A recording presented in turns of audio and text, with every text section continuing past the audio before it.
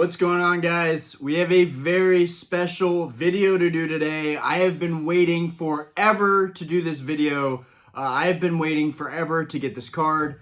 We're going to go over some other mail. I could have waited to do a mail day video, but I'm just going to open it up in this video. Yeah, I'm going to save this guy for last, but this is everything the video is about. We got our Umbreon Vmax alternate art from Evolving Skies finally today. We have the Rayquaza. I've got a Blaziken alternate art. I've got a Celebi from Fusion Strike. The Blaziken was from Chilling Reign.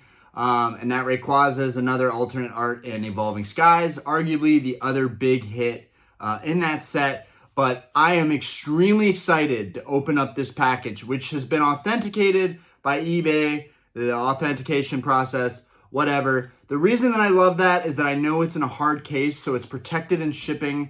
I had really bad luck with an alternate art Rayquaza that came in the mail and got bent in half by USPS. So honestly, if I'm going to buy expensive alt art cards, any expensive card down the road that isn't graded or in a hard case, I want it to be authenticated just so they put it in a hard casing. That's what I love about that whole process, is that they actually send it in a protected casing, so I know it's not going to get messed up on the way here. But let's go ahead and open up these guys. Daniel Kim, appreciate you. I know you sent me this Yu-Gi-Oh card.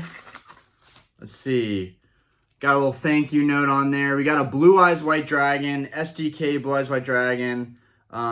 Shipped it between some top loaders, which was really smart because it gave it some rigidity. Always a smart move. Okay. Let's get this off, guys. I am sorry.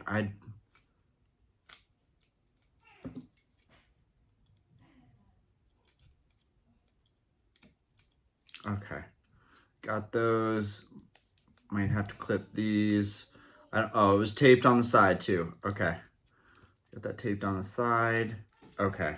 Now we can separate them. I got some extra top loaders. All right, we got the Blue Eyes White Dragon. This thing was listed as being played. The back was pretty horrendous, as you guys can see. I got this for $17. The reason I paid so much for this Blue Eyes White Dragon is just to kind of feel out the market and see how much people were willing to pay even for a damaged version of this card. The front actually is in really, really nice shape. The front of this card is actually beautiful. I'm probably just going to keep it in this top loader, honestly. I plan to build a pretty big position of Blue Eyes White Dragons. Probably one of the only Yu-Gi-Oh cards that I really want to build a big position in. Whether it's an unlimited or a first edition, this card was extremely iconic for me. My first starter deck was a Yu-Gi starter deck, but I wasn't really a fan of the Dark Magician the way I was the Blue Eyes White Dragon. Also, they've done a lot of reprints of Yu-Gi-Oh! So the SDK 001 is one of the best ways to get a card that hasn't been reprinted a ton, that is kind of still a unique original card. And this one is in really, really good shape. The centering is really good. The hollow foil is still really nice. Yeah, I mean, overall, this card is great. And then on the back, it just has a lot of wear and play. So no big deal. Definitely a card I'll hold on to. $17 was a little overpriced. I wish I had paid like $10 for it, but whatever. All right, that one's done. Let's get into this one right here. Can't believe we're 4 minutes in. We only opened one card, and very quickly too. Tyler Fullars, I believe this was Neo Moon. Appreciate you once again. Okay, so this is all Pokemon stuff, guys. So I think you guys will enjoy this. Oh, we got some Yu-Gi-Oh as well. All right, let's get into it. First things first, we've got a BPT 009. These cards were exclusively from the tins. If you've been keeping up with my videos, I did get 4 of these recently. So this is the 5th BPT 009 tin card that I have from the second run of tins. I think these tin cards are great value because they're not getting reprinted either. So, and it's a secret rare. And honestly, the secret rares in Yu-Gi-Oh! Are super undervalued, super underrated in my opinion. He put 2 of these in here. On the other side is a tri-horned dragon. and get that exterior light on there. This Tri-Horn Dragon is absolutely phenomenal. Let's see, it was stated in LP condition, and it definitely is in LP condition. This card is absolutely phenomenal. Legend of Blue Eyes is the set that this card comes from. Speaking of sets, I have now started to complete, I'll get this out right here. I've started to complete all of these sets for Yu-Gi-Oh! Right here, I've got the first 4 sets of Yu-Gi-Oh! Let's see if I can get the last binder just to show you guys. I think this will be, okay, so this was MRL, but just to give you an idea, these are all my childhood cards that I'm completing these sets with. It's pretty cool to look at all these old cards, and I didn't order any of these. I actually had all of these cards, so these are all from my childhood, so I was able to complete a lot of these Yu-Gi-Oh! Sets. 4 sets, near complete so far. The first 4, I plan to try and complete the first 8, maybe the first 10 sets. Those are, in my opinion, the best sets in Yu-Gi-Oh! That will ever be produced. I'm nostalgic. I like vintage. I like the older stuff. So that's just me. But yeah, we got our Tin Blue Eyes and our Legend of Blue Eyes Tri-Horn Dragon. Okay, and then we got a RDS Dark Magician Girl. This is LP, and it's really in great condition. This is an awesome card to add to my collection. I think everybody in Yu-Gi-Oh!, to say the least, is a Dark Magician Girl fan. This card is very basic. It's not crazy value. The one that you want is the MFC Magician's Force, which I'm also going to try and complete that set with just the cards I have from my childhood. The MFC Dark Magician usually runs for like $250, $300 if it's a first edition and not an unlimited reprint. The first editions go for $500 played, $700, near mintish, $800 near mintish, and that's raw. If they're graded, they go for a lot more. I think a 10 goes for like $20,000. But yeah, this is just a really cool card, and it's a great artwork. So for $20, and again, guys, I ordered a lot of these cards trying to just see what the seller was going to, what I was going to get for the actual conditions of the cards. So on the back of this, we got a Pokemon card. I believe it is from, and it has a hollow bleed on it. Hey guys, got my wife and Aspen saying hey through the sunroom window. So this is from, I want to say Secret Wonders. I'm really not entirely sure. I'm not entirely sure exactly what it's from. I want to say Secret Wonders. But we have a Mew here with a hollow bleed. Definitely looks LP. It's really a beautiful card. Definitely in that Diamond and Pearl era. I have a ton of Diamond and Pearl bulk. So this would be a fun set to try and complete down the road. But I just thought this was a really, really cool card to be able to buy it immediately. My one issue with this card, which was not stated at all from Neo Moon, is that there is this black blotch right there. I don't know what that is, but you sold me an LP card that has a black blotch on it. I don't know what that's supposed to be. But moving forward, we got from Brilliant Stars. I never pulled this card. I would have loved to pull this card. I opened a metric crap load of Brilliant Stars, and I didn't pull this card.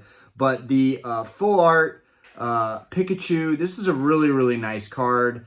I think I paid like 15 bucks for this card. I know it was probably overpaying. The centering is absolutely horrendous on this card. It's terrible. But the card itself is in really good shape, and it's LP. So let's get this other card out that's been sandwiched against it. We have a Pop Series 3 Vaporeon. I know these are just such a random group of cards, but I just kind of bought the cards I thought were the best value in his listings, and I wanted to see how they actually looked in comparison to the stock photos that were used to sell these cards. Overall, Neo Moon, I think, is a great seller. I probably won't be buying a bunch more stuff from them just because the prices were a little high. I think the conditions are great. I think that you should shop with this seller. I think that they're a fantastic seller. All the conditions of the cards, other than that Mew so far, that's kind of weird. I don't know if that's like an error of some sort. Definitely kind of weird. But like this Vaporeon, this Pop Series Vaporeon is actually really, really sick. So I'm glad I could get my hands on this card. The centering is pretty dang good, and I think it's perfect for a card like this, leading up to one of the evolutions, leading up to our big reveal, which will be this this alternate art Umbreon. Then we've got some more pop cards, and we got another Diamond and Pearl era card here. Put these top loaders over here. I'm gonna put these all in fresh top loaders. This one has a hollow bleed, but we have an Articuno. I'm trying to remember what set this from, but this is a beautiful artwork. It's a really, really nice card to get that exterior lighting on there. It's got a swirl in there too, and you guys might be able to catch it, but there is a hollow bleed going throughout the card. The centering is pretty good on this card. Honestly, it's a perfect card to send in for grading. It looks great. It's definitely LP, near mint, has a hollow bleed. That's beautiful. I mean, that's an awesome Articuno card. 1 out of 100. So this is actually the first card in this set from Diamond and Pearl. So this was a pretty cool card to snag. And then after that, and we will be done with all these random cards that I've ordered in. Maybe that actually would have been a good mail day video, but screw it. Those of you that have watched this video specifically for this card are getting an extra treat, in my opinion, because I normally save all these reveals for mail day. This one is a little more damaged than I'd like, but all good. Definitely on the LP side. We got a Suicune from the Pop Series 2. I don't have a lot of these Pop Series cards, so they're pretty cool to me. I believe I have a Pidgeot and a Tauros that I got from a collection, but I didn't have any of these cooler Pop Series cards. But yeah, these are absolutely phenomenal.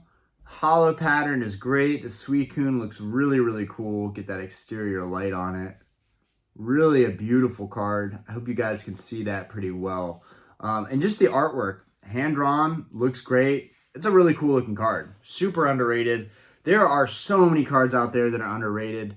The centering was pretty good. And yeah, I will sleeve that guy up and put it away. But now we're getting into the Umbreon that everybody is talking about. This is the Umbreon from Evolving Skies that has been all the rage, all the hype.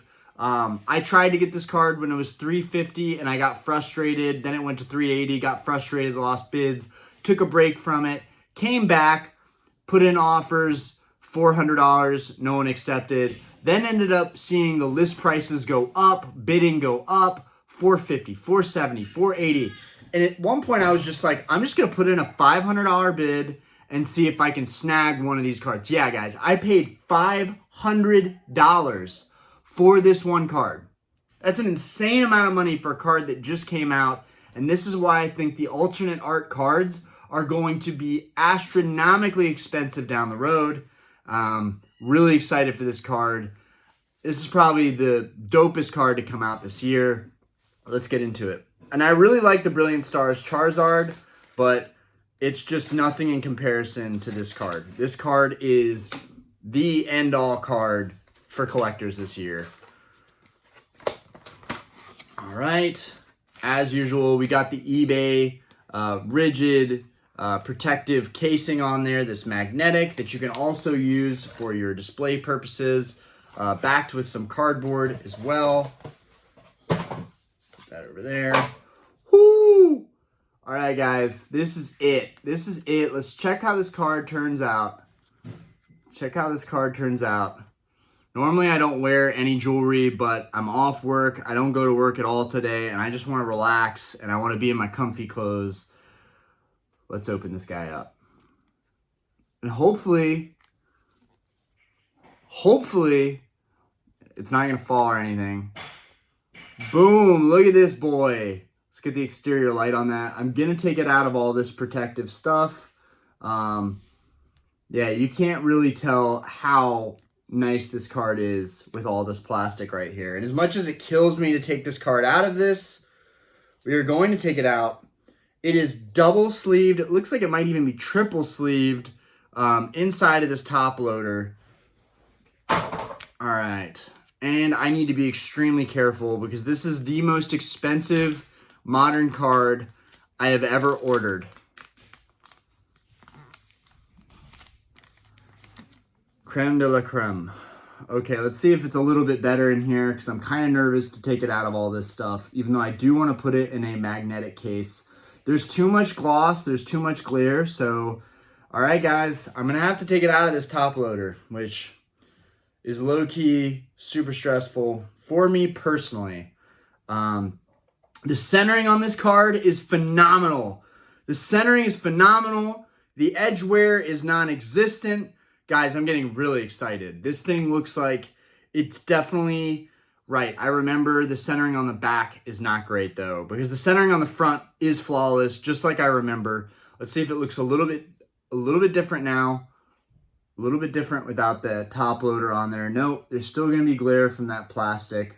You'd think that would be pretty obvious, but I was just hoping you guys would see a little bit more shine on this card. It is really a beautiful card to see in person. I've never seen one before until now. Let's get this out. Okay, so now it's just in one sleeve. I really don't want to pull it out of this last sleeve, but we might have to. Yeah, we're going to do it. I'm going to do it for you guys. I'm going to pull it out of the sleeve. May end up regretting it. There is not anywhere on the... Oh my God, the centering is perfect. It's even better than guys, this is beyond what I thought I was getting. The centering is even better than what I thought it was going to be. Guys, look at the centering here. Perfect centering all the way through. It's not chunky on the bottom or chunky on the top. It is... I don't know if you guys can tell that. I'm going to use my pale ass face. But guys, the centering on this thing is phenomenal. Phenomenal. You guys better go out and get this card while you still can, because in a couple months, this card's going to be $1,000 card. Easy, all day. I mean, it's already fetching 1,000 in high PSA grades. 9, 10, what have you. I think the 10s are fetching like 1,500, maybe even getting near 2K now. I could be wrong. Don't quote me on that. I'm just saying this is a super hype card, and I think this card could grade in a perfect 10. I think I think 500 was a really good price to pay. If this card grades in a Beckett 10, game over. Game over. Best play I've made all year. Game over. Oh, God. I really, really am nervous about pulling this card out of the sleeve, guys. I can't believe I'm pulling this out of the sleeve just to show you guys. Man, this is pretty intense. Here you have it, guys. This is the Umbreon alternate art from Evolving Skies. For this video, this is probably the last time this card is ever going to be out of a sleeve. This card is phenomenal, guys. Now, in my opinion, this is my opinion. People are not going to agree with me on this. In my opinion, the Evolving Skies Rayquaza alternate art is a nicer card. I think it's a nicer card. It might not be a nicer art, but the silvering and the foil in that card is insane. It pops off so much. I thought this one was going to be similar. This one does not pop off as much as that one does. It's really beautiful nonetheless. You know, when we get that exterior lighting on there, you can definitely tell that it's a nice card. It just doesn't shine as much as the Rayquaza alt art, which means, and the Rayquaza alt art is going for like less than half of this card. So I think that this card could potentially be a little overpriced right now in the market. And I think the Rayquaza is probably a better overall value as far as the alternate art chase cards go. Man, this thing is so freaking nice. And the centering is so good. Like, I'm losing it. This card is so freaking nice. And I'm trying to get it as close to the camera, seeing as this is the only time this card is coming out of a sleeve. And I really want you guys to see what a PSA 10 example is going to look like.